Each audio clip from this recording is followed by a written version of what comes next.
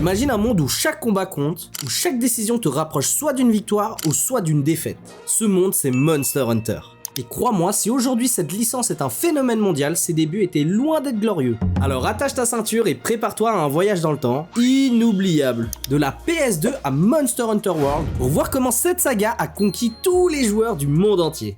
2004. Capcom sort Monster Hunter sur PS2, le tout premier jeu Monster Hunter. Le concept ? Chasser des monstres gigantesques dans un univers fantastique. À l'époque, c'était audacieux. La PS2 n'était pas connue pour ses jeux multijoueurs en ligne, et encore moins pour des titres aussi exigeants. Bon, après, graphiquement, c'était impressionnant pour ce que c'était à l'époque. Mais le gameplay ? Rigide comme un vieux balai. Les commandes étaient lentes, les animations franchement discutables, et les temps de chargement interminables. C'est carrément comme un lundi après-midi le bail. Après, voyons pas les choses du mauvais côté, il y avait quand même du positif à l'époque. Comme par exemple, le temps de charger une map, on avait le temps de fonder une famille, c'était un truc de ouf. Mon père ? Moi j'ai pas de père. Ah, ça me rappelle des souvenirs. Je me souviens de ma première chasse contre un ratalos. Tout allait bien jusqu'à ce qu'il prenne son envol. Et c'est là que j'ai compris que courir après un monstre dans Monster Hunter sur PS2, c'est comme lancer des pierres continuellement sur un Rajang pour essayer de le tuer. C'est extrêmement long et même avec tous les efforts du monde, c'est quasiment impossible. Et de toute façon, c'est lui qui te balancera un rocher dans la gueule. Avec Monster Hunter, il y a deux options uniquement. Soit t'as adoré, soit t'as détesté. Les joueurs qui persévéraient adoraient la tension de chaque combat et la satisfaction de fabriquer leur propre équipement. Mais pour les autres, c'était juste un calvaire. J'ajouterais même qu'en Occident, la licence avait du mal à percer. Pourquoi ça ?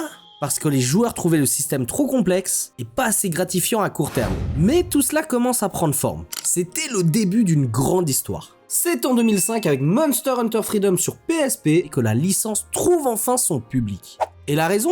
C'était parce que la console permettait de jouer en local avec des potes. Adieu la solitude et bonjour les parties en groupe. Freedom Unite était une énorme évolution. Le contenu était colossal avec des monstres emblématiques comme le Tigrex et le Nargacuga. C'était le début d'une nouvelle ère. Et les Japonais, ils ont carrément transformé Monster Hunter en phénomène de société. Les parties dans les cafés, les événements communautaires, c'était du jamais vu. Rien que pour ça, je suis jaloux. La popularité de Monster Hunter au Japon n'était pas seulement due au jeu lui-même, mais aussi à la culture qu'ils avaient créée. Les publicités, les collaborations avec des marques et même des événements spéciaux comme des compétitions ont fait de la licence un véritable phénomène. Et finalement, avec Monster Hunter 3 sur Wii, Capcom décide d'élever la licence à un niveau encore plus supérieur. Le Lagiacrus, un monstre emblématique de Monster Hunter 3, était l'épreuve ultime pour beaucoup. Ceux qui l'ont vaincu en gardent un souvenir inoubliable. Le jeu finit par introduire des nouvelles mécaniques comme le combat sous-marin, mais malheureusement cette nouveauté a divisé les joueurs, innovant pour certains, frustrant pour d'autres. Et pour les petites natures qui trouvaient ça trop dur, désolé mais Monster Hunter c'est pas un aquarium pour mater des poissons peinards. Ici, si t'as pas les tripes de plongée, faut retourner jouer à des jeux simples comme Farming Simulator. Mais on avance d'un cran et cette fois-ci, nous sommes sur 3DS. Et Monster Hunter ne cesse de faire évoluer son gameplay. Les sauts, les montures et les mouvements fluides rendent le combat bien plus dynamique. Génération introduit une autre nouveauté qui sont les styles de chasse offrant une personnalisation incroyable. Rien à voir avec les talents qu'on met sur les armures, c'était un autre level. Tu pouvais enfin choisir une manière de jouer qui te correspondait parfaitement grâce à ça. La 3DS a été le terrain d'expérimentation pour Capcom. Et fact assez sympathique, beaucoup de mécaniques qui ont évolué dans World ont été testées ici. Et le tournant décisif finalement en 2018, Capcom frappe avec un grand coup qui est du coup Monster Hunter World. Le premier jeu de la licence à sortir sur PS4, Xbox One et PC. Et c'est là que tout change. Les zones ouvertes remplacent les cartes cloisonnées, les temps de chargement disparaissent entre les zones et les monstres deviennent plus vivants que jamais.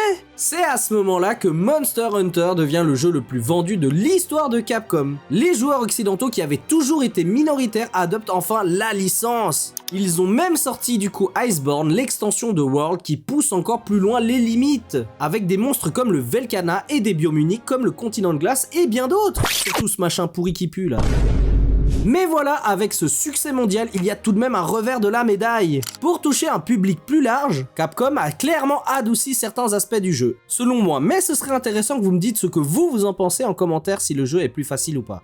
Les combats autrefois des batailles acharnées où chaque erreur pouvait être fatale, se sont transformés en duels plus accessibles. Pour les anciens joueurs comme moi qui ont transpiré sur des chasses contre des monstres comme le Tigrex Magma ou le Fatalis Blanc, certaines batailles dans World nous laissent un goût inachevé. Alors oui, c'est beau, c'est fluide, mais la tension d'un combat à l'ancienne, parfois elle me manque cruellement. Monster Hunter est censé être une série où la survie passe avant tout, pas une promenade de santé pour les touristes du dimanche. Alors oui, c'est génial que plus de gens découvrent la licence, mais avouez qu'on a perdu un peu de ce frisson hardcore qui faisait battre nos cœurs à 200 à l'heure. N'hésitez surtout pas à me dire ce que vous en pensez en commentaire. Mis à part ça, la force de Monster Hunter, c'est son équilibre parfait entre tradition et innovation. Car mine de rien, c'est aussi une licence qui rassemble. Que tu sois un joueur solo ou un adepte des sessions entre potes, Monster Hunter a toujours quelque chose à offrir. Conclusion, Monster Hunter, ce n'est pas qu'un simple jeu, c'est une aventure qui a su évoluer avec son temps, en rassemblant des millions de joueurs autour d'une passion commune. Si cette vidéo t'a fait voyager et rêver, n'hésite pas à liker et commenter, mais surtout t'abonner. D'ailleurs, je prépare un subathon pour l'arrivée de Monster Hunter Wilds sur ma chaîne Twitch. Si vous êtes intéressé de vous joindre à l'aventure, vous êtes évidemment les bienvenus. Et sinon, vous, quel a été votre premier Monster Hunter? Dites-le moi en commentaire. Et préparez-vous pour les prochaines aventures dans ce monde extraordinaire.